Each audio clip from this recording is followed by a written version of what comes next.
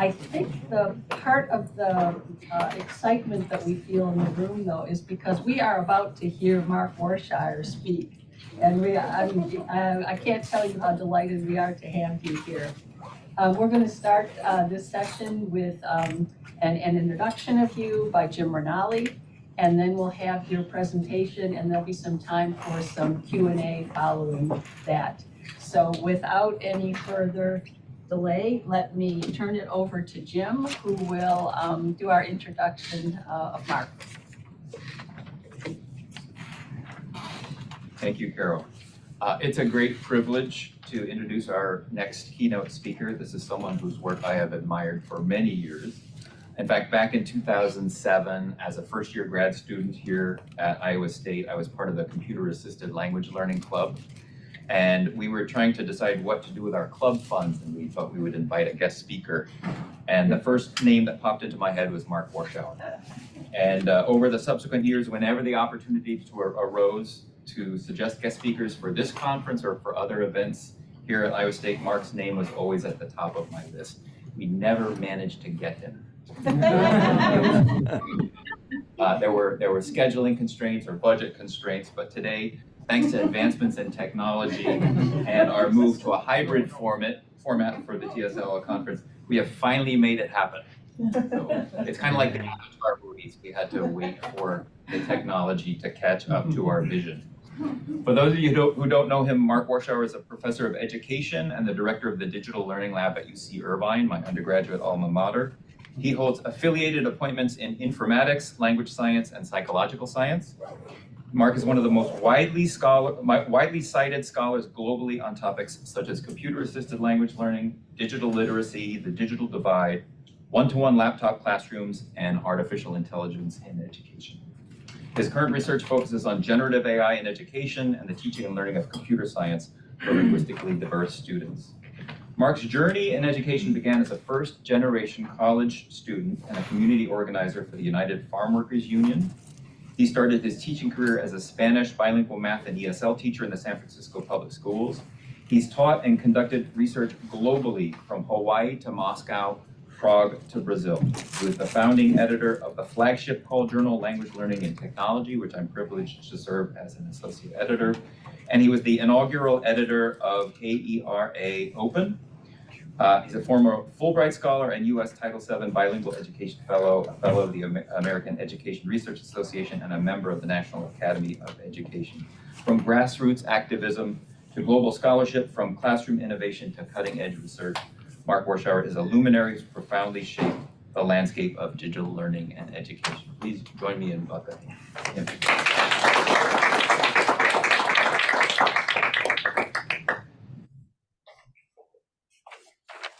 Well, thank you all so much. I can say that the admiration certainly goes both ways. I've followed your groundbreaking program in applied linguistics and technology for decades. And my first introduction to computer-assisted language learning was when I was a PhD student at the University of Hawaii. And we were fortunate enough to have a visiting scholar there named Carol Chappell, who taught a class. So it's a great honor to be back here and speaking to you today. Let me go ahead and share my screen. Let's see if this works. And can you see my slides okay? Yes. Yes. Okay. So just to recognize the broad team of people at UCI that are working on this, as well as our funder, the National Science Foundation, and some of our other partners. I'd like to start by talking about why this is an important issue for second language writing. Picture a Korean scientist who spent her academic and professional life becoming one of the world's leading experts in microbiology. But to present and publish her work to international audiences, she has to do so in English, a subject she didn't major in. She pays a huge tax her entire career in time and money to prepare her materials and communications in English. But now a free tool comes out, ChatGPT, that can provide enormous assistance in all aspects of that. But now picture the same scientist a few years later as a student. He or she might be forbidden from using ChatGPT. In fact, it's exactly the students who might benefit most from AI-assisted writing who might most be subject to discipline for using it, as their improvement in writing would most stand out. Or the same principle applies to immigrants. Imagine these two immigrants to the US who have a small business where ChatGPT can help them with their marketing, publicity, communications, business plans, etc. But when they study at community college, their instructors are more inclined to punish them for trying to use ChatGPT. So I think, this kind of frames, I think, the importance of the research. This has enormous implication for the fields of second language and for second language writers around the world. So this is going to be kind of an unusual talk for me, and that I'm going to, I'm going to really cover a broad number of studies, both my own and those of others. And the reason I want to do that is because this is such a fast-changing field, and it's really just getting off the ground. And I imagine there's many early career scholars around the world and in this conference who are interested in doing research on this topic. So I wanted to just give you as much exposure to things that are going on, so this can help guide your research career on this. And we'll start off some research that's been conducted on tools. Some of you might know that one of my areas of research interest is automated essay scoring, where I've been, my first studies on that, I think, were more than 15 years ago. And AES, or AWE, as I called it, is often considered the holy grail of educational technology because of its ability to assist teachers in responding to student writing and save them time. And we have found in our prior research that it does bring some value, but it also has some limitations. So typically it starts with a corpus of human scored essays on the exact same prompt. And then it does machine analysis through machine learning or regression techniques to compare new essays written to the same prompt on a lot of quantifiable features and give it a score based on similarity to the human scored ones. And it's a little hard to read this image, but basically what it shows is that even before ChatGPT, automated essay scoring can be correlated very highly with human scoring. Even more highly than human scoring is correlated with human scoring. But there's a huge but. There's a couple of buts. One is it only works on topics where you've already got a large corpus of human scored essays. So, Turnitin, if you want to use Turnitin.com's revision assistant, it's got about 10 prompts to choose from. That's not a large number. And here's the one on right to privacy, but that's not the way it works in the real world. We want to assign our own prompts, or we want to give students the opportunity to write their own essays. So we wanted to see if ChatGPT could do better. ChatGPT can presumably give scores on anything. And we've been studying its ability to do so. So we started with several corpora of human scored essays and then gave them to ChatGPT and asked them to score on a 6-point scale. And by the way, those of you who heard me speak about this a few months ago, we repeated our analyses, we discovered some original errors, and we found something different than I originally started talking about in some of my preliminary analyses a few months ago. And we found that overall, on a 6-point scale, the scores were approximately the same. ChatGPT is a little bit of an easier score, but the more important thing is, I've reviewed several papers where they compare the median scores or the mean scores, and that's pretty useless because what's important is the scores on individual papers and how humans compare to AI. And so the first corpus that we looked at, we actually have scores for multiple human beings. And we found that the overall correlation is that ChatGPT humans come on a 6-point scale, humans come within 1 point of other humans about 74% of the time. So, well, when we gave these scores to ChatGPT to score, they came within the human score 76% of the time. And then we looked at our other corpus and they came within 1.83% of the time. And our last corpus, and they came in within 1 point of the human scores, not 89% of the time. So it looks like, and this is with any training sets, just giving the rubric and asking ChatGPT to score these on a 6-point scale. So this is very exciting for the future of automated essay scoring, because it seems like we can give scores that are very similar to human scores without a trained corpus. And interestingly, both comparing among humans or comparing humans to AI, the scores of English learners are comparable to non-English learners. So this seems to work equally well with English learners and non-English learners. The other thing, though, we're interested in looking at is feedback. So probably for improving students' writing, feedback is a lot more important than scores themselves. And automated essay scoring is traditionally very, very bad on that. It gives feedback, which is either, and by feedback, I mean qualitative feedback on what people can do to improve their essays. It gives feedback which is either very generic or very confusing. Again, though, we had the feeling that ChatGPT could do better. So in our first corpus were 200 argumentative history essays where students had read some sources and then they had to put forward an argumentative essay. And on that corpus, we had not only human scores, but we had human feedback. The feedback had been given by expert readers in 5 areas: on content and ideas, evidence use, structure, language use and conventions, and historical thinking. So we gave this to ChatGPT and we said, pretend you're a secondary school teacher. Provide 2 or 3 pieces of specific actionable feedback on each of the following essays written to this rubric.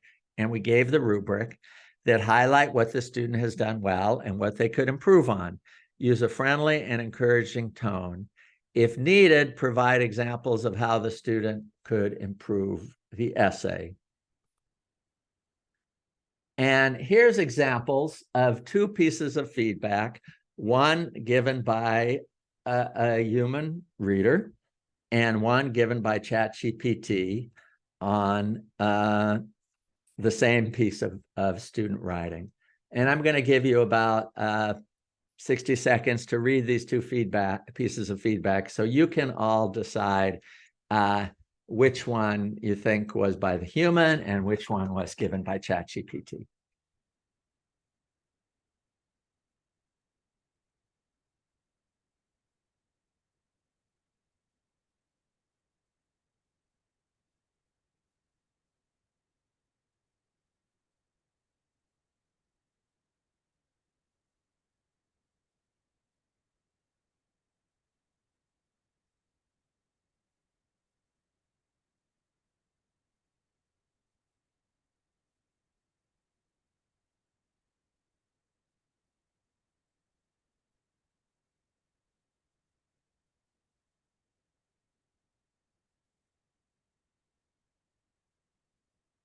Okay, let's see how you do. Raise your hand. I can't see you that well, but raise your hand. How many think that the one, I should have done a poll or something, but how many think that ChatGPT is the feedback on the left? Raise your hands.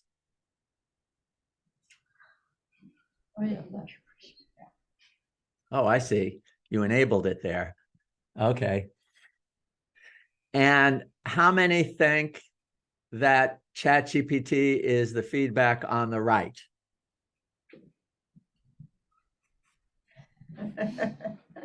Okay, Jim or Carol, you're in the room. Did more people say the left or the right? I think left. Yeah. Okay, well, let's see. ChatGPT is the one on the left. Good job. So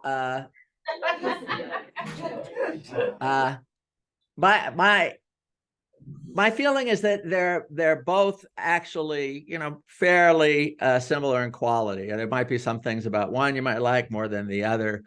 But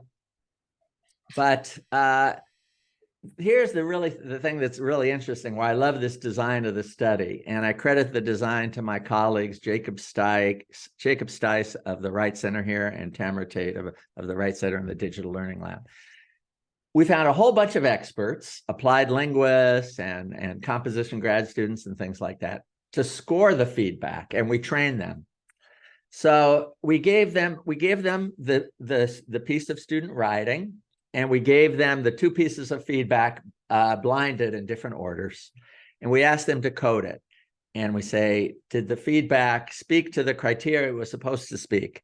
Was it clear? Was it accurate? Did it cover the essential features needed? And was it given in a supportive tone? And lo and behold, we found that, and by the way, this was done with GPT 3.5. So this wasn't even done with the latest version of GPT. But we found that overall, the human feedback was rated a little bit better.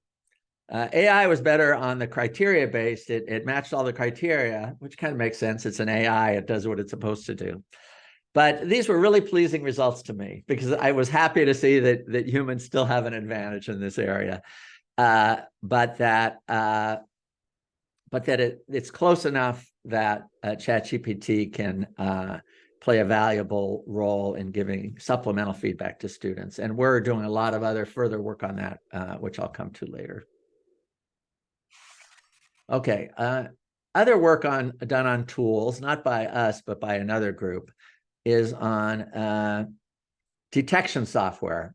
I don't know if any of you saw this study, but this was a really interesting study that was done by Liang and their group that used 7 GPT detectors. These are detectors that are supposed to detect AI-generated text on real TOEFL essays and on real US 8th grade essays. Now, all these essays were written before the release of ChatGPT. So ChatGPT was used in none of them, but they wanted to see how many of them were falsely detected as being written by AI. And shockingly, 61% of the TOEFL essays were falsely detected as having generative AI. So this is hugely important. It shows how dangerous and discriminatory it is to use these in classes that have second language learners. Now, here's the other really neat trick. Then what they did is they took these essays, which were not written by ChatGPT, and they then used ChatGPT. They asked it to enhance the vocabulary of the TOEFL essays to emulate native speaker language use and to simplify the vocabulary of the native speakers to mirror non-native writing. And then all of a sudden it was reversed. The TOEFL essays, now that actually were created in part by ChatGPT, were shown as not having AI involved, and the U.S. essays were shown as having this. So all of this shows how complicated and problematic it is to use writing detectors, and we should either be telling people not to use them at all, or if they do use them very, very cautiously and never to make any decisions on them, but just to start some conversations. The other interesting thing is they asked ChatGPT to generate responses to the U.S. Common App college admission essays into scientific abstracts. In this case, all of them were written by ChatGPT, but fully 30% of the admissions essays and the majority of the scientific abstracts were not detected as having ChatGPT. More evidence about how problematic they were. And then they elevated the text by employing literary language. And then the false detection rate, the failure to detect it became much, much stronger. So all of this shows both how discriminatory these tools are and how easily they can be fooled by some simple techniques. Okay, this is enough research on tools, but what about research on writers themselves? Some of you might have seen this MIT study that came out very quickly, many months ago, where they studied 444 employees who were randomly assigned writing and editing tasks, half with ChatGPT and half without. The work was graded by evaluators. It was completed 40% faster. That written with ChatGPT was completed 40% faster. It was given 20% higher scores. And interestingly, the lowest ability workers benefited most. And taking a look inside on the time spent, basically people using ChatGPT spent less time on brainstorming, much less time on drafting, but much more time on editing. So it shows how the craft of composing with ChatGPT changes to more of a composing role where you spend a lot of time on editing. A very similar study was recently done at Harvard. And this time they assigned people to 3 groups, one with no AI, one with ChatGPT, and one with ChatGPT when they gave some simple instructions in prompt engineering, very simple, brief ones. And they found that the quality of performance with GPT was quite a bit higher than it was without. And the boost to prompt engineering was just a small boost. And here again, you see the greater improvement among the bottom half of the participants. You can see that for the lower skilled writers, they raised their writing performance 43%. The better skilled writers, and almost reaching the level of the better skilled writers, who improved 17%. But you can also see that the bottom half of the writers who had access to ChatGPT did better than the top writers who didn't have access to it. And another very recent study released was on creativity. This time they asked people to write a 8-sentence story. And they gave 3 groups, one with no AI, one which provided one idea for the story, and another group where the AI provided 5 ideas for the story that people could benefit from. And basically, these were story starters, where they gave them the first couple of sentences of the story that they could finish, either one choice or 5 choices or no choice. And the work was graded for its novelty on a number of dimensions and its usefulness on a number of dimensions. And once again, the one generated with humans was seen as being more novel. Generated with AI was seen as being more novel and more useful. And this compares one Gen AI idea to 5 Gen AI ideas. And in basically all the different areas, it was seen as having the one that had 5 Gen AI ideas was seen as having more value. Here's another interesting study. And by the way, in a late slide, I'm going to give you access to all these references. And I'm also going to give you a link so you can access the slideshow and you can access all these references and everything. This is a preprint that we just completed. We just submitted this for publication. We wanted to do a case study of a writer who uses a second language writer who uses ChatGPT. And this is a graduate student who we identified, who's a non-native speaker who did not major in English in college and first came to the US as a graduate student. but she had been identified as really one of the best academic writers of any graduate student of her university, writing course papers, publication manuscripts, and professional grant proposals at the quality of a skilled full professor. And she does that with a very highly interactive joint authoring process of back and forth communication with ChatGPT across all stages of the writing process.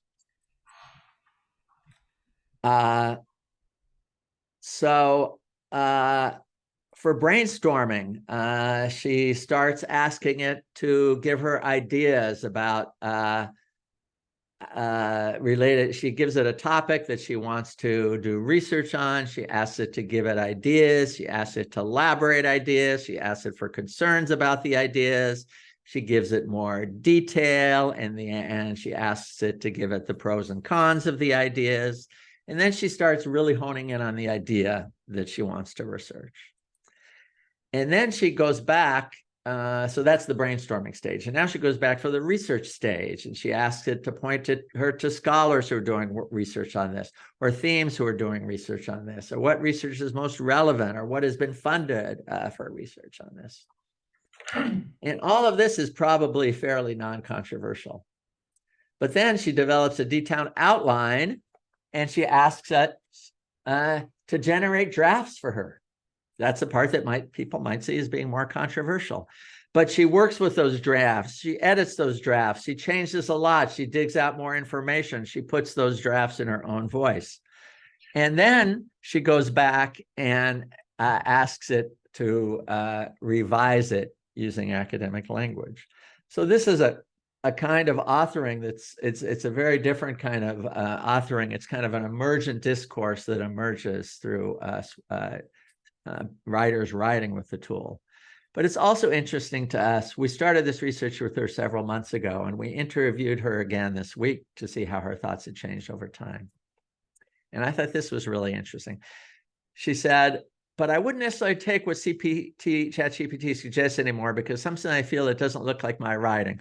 So although I know language is better, it uses more beautiful words, I don't feel comfortable using something entirely generated by ChatGPT because it wasn't my writing anymore. And so I feel this is against academic ethics if I use something completely generated by ChatGPT. I've definitely enjoyed the process more, especially because of this thinking partner role of ChatGPT. I feel like I have like a back and forth interaction with someone who's always there. And like, because of this interaction, I can gradually build upon my previously ideas based on my thinking and ChatGPT input and gradually improve the idea. So over time, she's used it less for drafting and more as an idea partner, a thinking partner, a generating, maybe drafting certain sections, but she's become more cognizant about how to protect her own agency and her voice in this writing. We thought that was very interesting. We've also got some in-process survey research. We surveyed 1,000 US students around the country and asked them about their use of ChatGPT. Interestingly, these are all college students in the United States. Interestingly, we found that non-native speakers of English use ChatGPT about twice as much as English speakers at every level. They see the benefits to help them write faster, to help them write more accurately, but and they think it'll be very beneficial for them in the future, but they're also afraid of getting in trouble for using it. Not surprising. Okay. I'm going to go ahead to talk about some of our in-progress research that I'm very excited about. I don't have slides on this, but we do have one small study going on at Indiana University where we're randomly assigning students to get feedback throughout the quarter in 3 different ways. One is through ChatGPT, one is from a peer, and one is from a peer who themselves is informed by ChatGPT. And we want to look at students before and after writing and attitudes. So that's a small study, but we're very excited about that. We also very excited, we got a grant to implement and evaluate the use of generative AI in university writing classes in the School of Engineering at UCI. Now, just to give you a hint about sort of, some career advice, we chose the School of Engineering not because I was any more interested in engineering writing courses as opposed to composition writing courses, but the National Science Foundation funds programs in STEM education, not in the humanities. So that's where we went. But the other interesting thing about this is engineering students, we were pretty confident they would be the ones who would most know about ChatGPT and the ones who would be most interested in using it in their writing. So we are developing a curriculum, and this is, of course, writing in the profession that all engineering majors have to take, and it focuses on writing and communication for engineering majors. We're developing in that course a curriculum that integrates AI, a platform, and professional development. And the questions are, what are the best practices for integrating AI writing tools into writing instruction? And how does integrating AI writing tools impact students' development as writers? I'm especially excited about the tool we're building because, to be honest, I'm excited about using this in higher education, but I'm really excited about using this in K-12 schools because students in K-12 schools, can't just go and get onto ChatGPT. Nobody's going to let them, certainly in a school environment. So we're developing something called Papyrus AI, which we consider like kind of a walled garden, a way for students to experience and work with ChatGPT in a pedagogically sound way.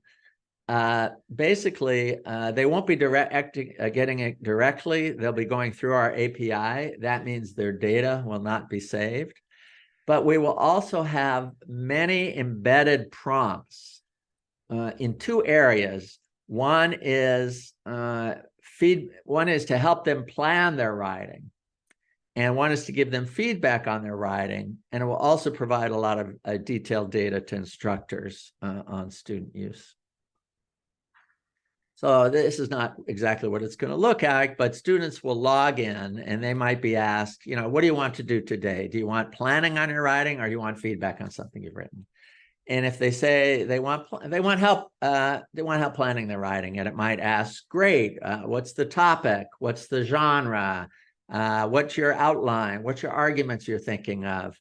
And it will be the prompts will be built in, so it will function like a high quality writing coach. It won't give the students all the answers, but it will gently guide them to, oh, this is your argument. What do you think is strong about that? What do you think is weak about this? What about this? What about this? How could it be improved? Do you have sources on that? Rather than saying, oh, here are the articles you should research, it's like, here where you can look, for things. Although there'll also be control by the teachers. The teachers will have some control about how much scaffolding they'll want their students to get. And then feedback on text will be very similar. Oh, you want feedback? The instructors will be able to decide between certain rubrics that are used in their school or university. And, do you want feedback on your grammar, on your organization, on your style or things? And it will give in text and give them that feedback. And then both the teachers and the researchers will get a lot of data about who used the tool, when, and they'll have links to all the exact ways they'll use it. So that will just be, for both an instructional purpose and a research purpose, this will be incredibly valuable to get a real-time look at how students learn to write with AI. And the goal will also be to develop students' AI literacy, because, again, thinking about students who might not ordinarily have access to ChatGPT, either in like in K-12 students, this will give them a way to use it in a scaffolded, controlled way. So we'll be rolling that out this year and using it in the engineering classes starting this fall, this January, and hopefully more broadly by next summer. So I want to close by just briefly going over a research agenda. And this is going to pick on some of the things I've already talked about, but I've written a couple of these papers in my career. I wrote one a number of years back on a research agenda on automated writing evaluation, and a lot of people found that helpful. So we hope to write this up, but I'll just cover some basic ideas right now. We see these kind of research focusing in three areas: on texts, on practices, and on outcomes. On texts, we see analysis of the nature of texts which are produced by generative AI, and especially on comparisons of texts written by generative AI and by humans on certain prompts. Might be syntactic, it might be lexical, it might be cohesion, content organization, rhetorical styles, etc. I love the fact that this was diffused internationally, at least on a lot of countries, on one date, November 30th, because it's pretty easy to get access to corpora of college admissions essays, of university discussion prompts, of school writing assignments, written before and after these dates. And you don't know for sure that all of them were written with ChatGPT afterwards, but you can probably assume that a fair amount were. And so I think it's going to be really, really interesting to look at how these kind of writing assignments and other writing other real world writings were done, before and after these dates.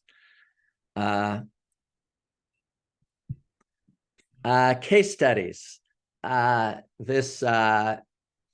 case study we did with Kai Ling, that's a dissertation right there. Find 30 second language writers from different contexts and do case studies of how they use a ChatGPT. I don't know how many of you saw my electronic literacies book. It was from my research. It was done 25 years ago.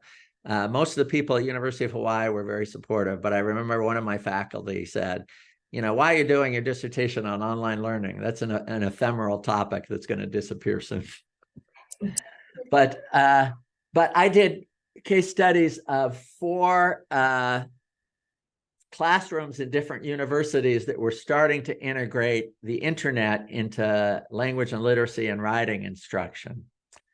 And I don't have anybody here at UCI doing it, but if any of you want to do a big study or dissertation like this, I'd love to be in touch with you.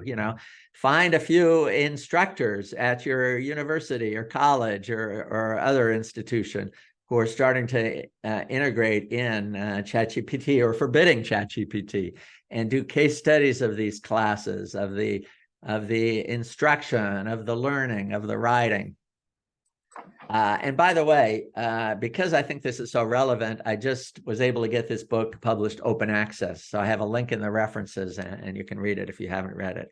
Of course, you can do surveys on these topics, and all these things can look at teaching practices. They can look at student use. They can look at students' attitude, identity, motivation, and they can look at students' writing process over time. And finally, there's outcomes, which can be done through experiments. How various tools work, as we saw today, the quality of feedback, scoring, and ChatGPT, detection software, other tools. Outcomes in written texts, like we saw in several studies, when students or other people are randomly assigned to use these texts or not. But broader outcomes, not only outcomes on those texts, but outcomes on standardized measures. If students are taught to use ChatGPT, I have a feeling that using ChatGPT, I have a feeling, because I noticed this in several people that I've talked to that started second language writers who use ChatGPT a lot and then started using it less and less over time. I think that's part of because they wanted to find their own agency and voice, but I think it's part of it. They picked up some tricks about writing from ChatGPT, and they found less and less of a need for it. So I'd love to do a test, compare groups of students who had access to using it in their classes and not, and give them pre and post tests of writing without it and see how their writing improves.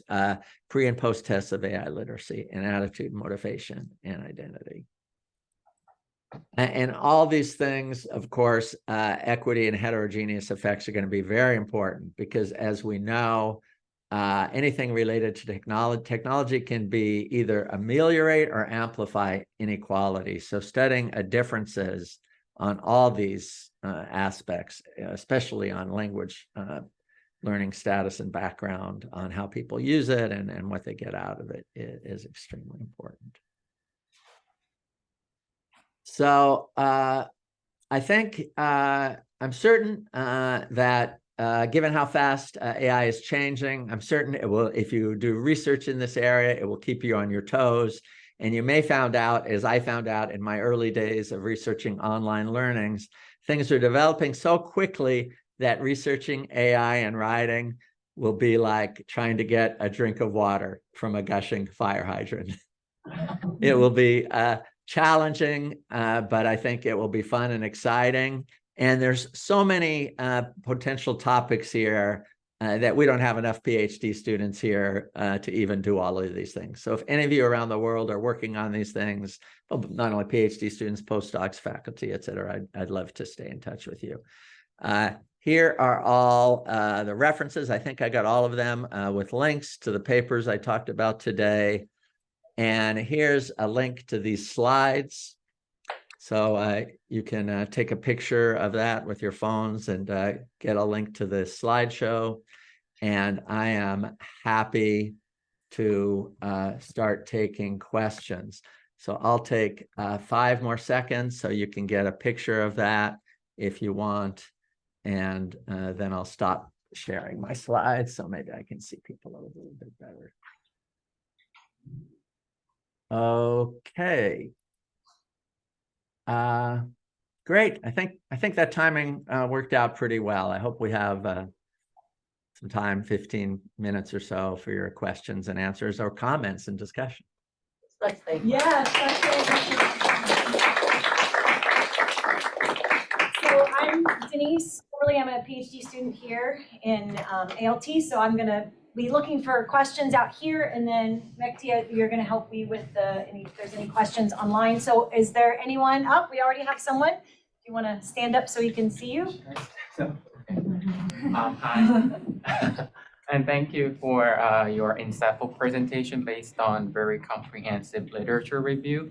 So I think you already briefly touched upon the issue I'm going to raise through this question, but actually in the earlier part of your presentation, you cited some empirical studies where the participant who used AI in their writing showed better performance, let's say, in creativity or their overall writing.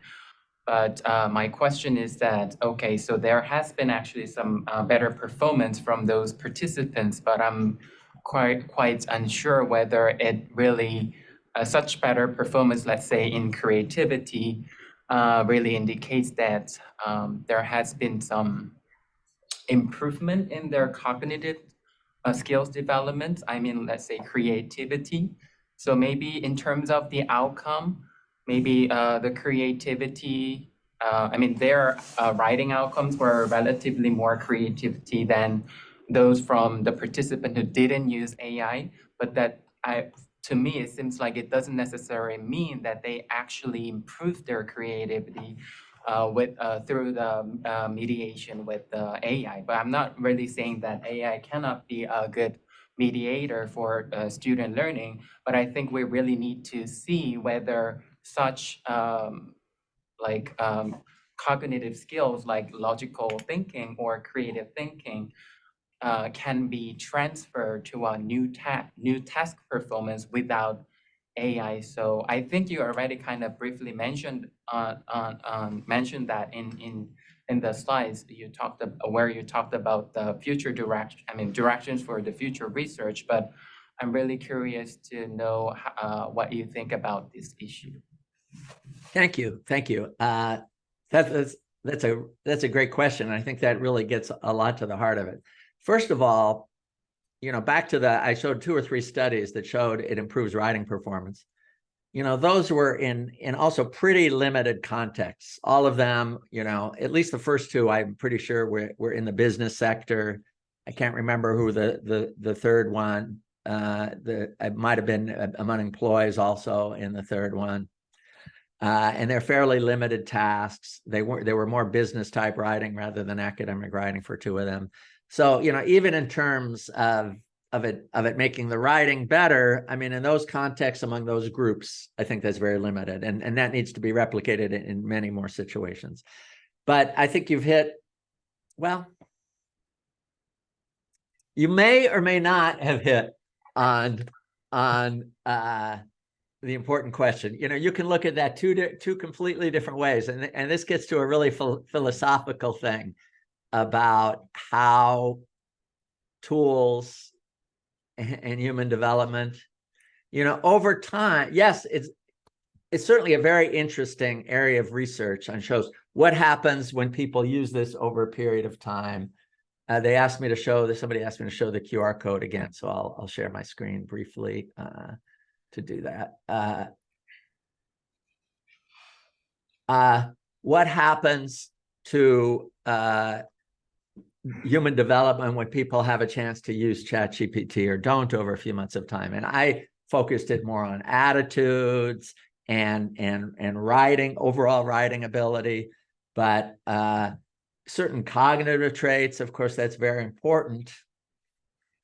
On the other hand, if it gets to the point where we're starting to offload more and more of these things to AI, at what point do we start thinking about what's more important is what we can do with these tools than what we can do without them.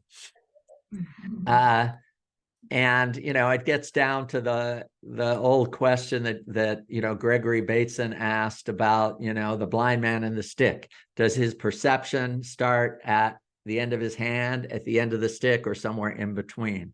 So there's lots of examples. I mean, spelling. We pay a lot less attention to spelling now that we have spell checkers. Now, of course, general cognitive ability is a lot more important than spelling, and that's why that makes this whole thing about writing so complicated.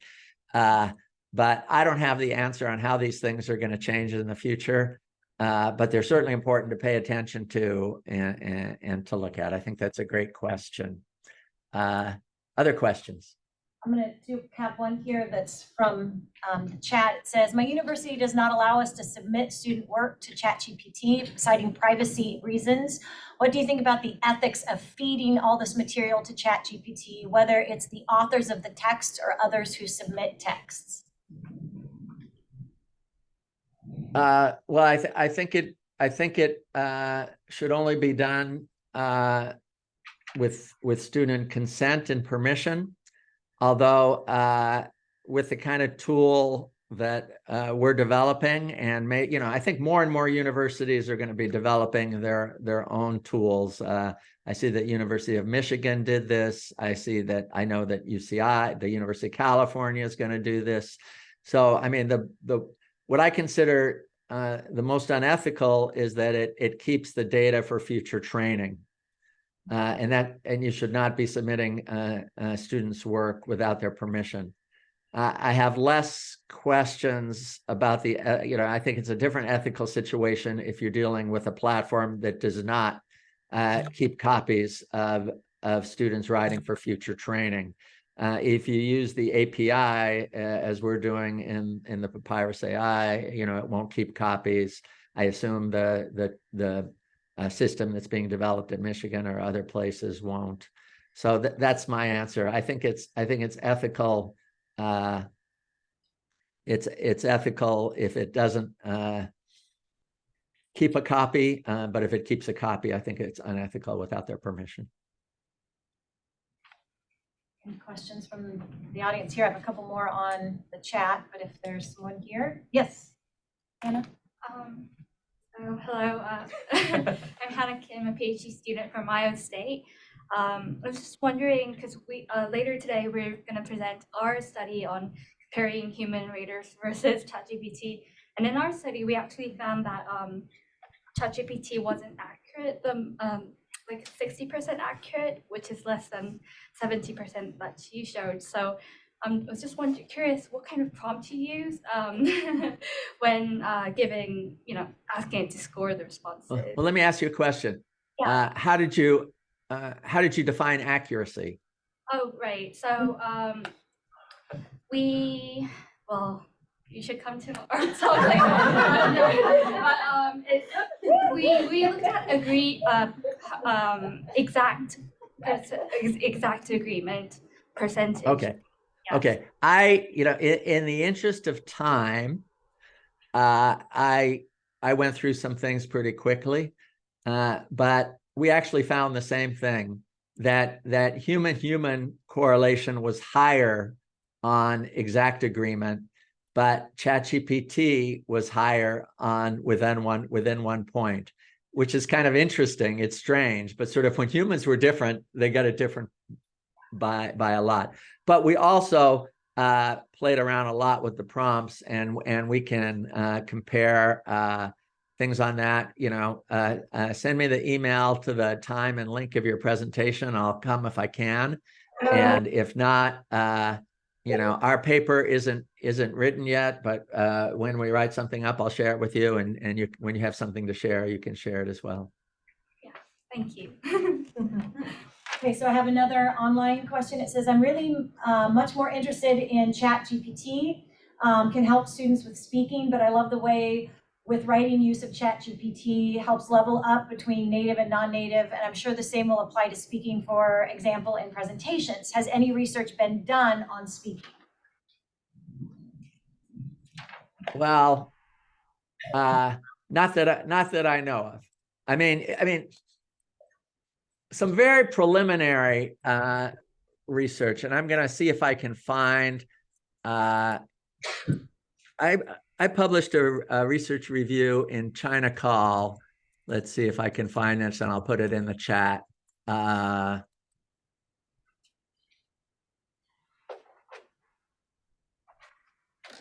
Okay, on conversational agents in language learning. So you can look at that. A lot of that is very preliminary. I can tell you about the research that our lab has done. For those of you who are interested, you can find out more. We have a research project called Converse to Learn. You can find it on our website. We are using, we started this prior to ChatGPT, but we use conversational agents as learning partners when kids are watching television programs, and when they're when young children are watching TV, or when young children are listening to ebooks. On TV programs, the character often asks them questions and pauses. Well, we're making these. So I'm gonna, it says you can't get links in the chat, so I'm gonna put the title of this article so you can just Google it as well if there's no links in the chat. Oh, it's in the chat room, he said. Oh, it is? Yeah. Okay. So we're doing, that's a line of research that we're doing, and we found it very, very productive. When kids read ebooks or watch television programs, and again, especially effective for English learners, where they get dialogue with a conversational agent, they learn more vocabulary and they learn more concepts from those ebooks or their TV programs. So that's, but this area is just starting, and again, you could do 10 dissertations on this if you want to, and love to stay in touch with you about that work as well. Any other questions out here? Recording in progress. All right, so I have another one from the chat here. It said, did the coders who were asked to identify whether a text was written by ChatGPT provide reasons that they thought AI had been used? For example, were there specific parts of text that stood out that seemed to be human or AI produced? And if so, were some of the coders' suspicions right? No, they weren't asked that. In fact, they weren't even asked. We didn't even ask them which they thought was AI and which they thought was humans. We just asked them to score the feedback. Okay, and then there's one more here. It says, hi, Mark, you point out that ChatGPT reduces gap between native and non-native English speakers, and this is definitely positive from an equity standpoint, but that doesn't mean that the chatbot has made the abilities of the students more similar, only the performance that they hand in. In this sense, is it creating an illusion of equity and is in fact deepening inequities? Yeah, so you know, today's topic is today's talk is very different than any talk I've given yet. I spent a lot of time developing this just for this audience because I wanted to cover as much. I know that this is a more research-focused presentation than the other ones that I've had the privilege of giving lately. So I wanted to really review as much research, and which left me less time to talk about these sort of big philosophical issues. But you'll see in some of my writing, I have the affordances and challenges paper that's cited here, or affordances and contradictions. I talk a lot about this issue of equity. It's, you know, there's a lot of I call this the with and without contradiction. You know, if you teach without it, you're removing students' ability to learn to use these important new tools. But if you teach with it in too early, or even if students use it in too early a way, in too comprehensive a way, they can be robbed of the chances to develop their own writing. So these are, you know, beyond the research, these are really important pedagogical issues that we have to develop, and why I'm excited about the this Papyrus AI work that we're doing, because we're trying to develop tools that will, especially at a developmental stage, where it will scaffold for students, ask them almost like a really good writing coach, ask them the right questions, support their writing development, but not do the writing for them. So I know a lot of people have compared it to calculators. I mean, that's pretty simplistic because, you know, writing is much more nuanced and complicated than calculators, but it's just, you know, it's another tool that has to be integrated in the right way at the right time. So over time, students learn to use it in the right way, but not in a way that it robs them of their own development. Okay, so we're going to go ahead and wrap up this presentation. So let's give Dr. Warschauer another big round of applause. Thank you so much. And the next session starts right now, I think. So you can move to where you need to move. Okay, I have one last question. Can somebody email me and let me know if I if I get back into the same Zoom link or another one to listen to a presentation? Same one. Okay. Okay. Thank you, everybody. Maybe I'll just looks like this is going to be in the same room. So I'm going to put myself on mute and stop the video.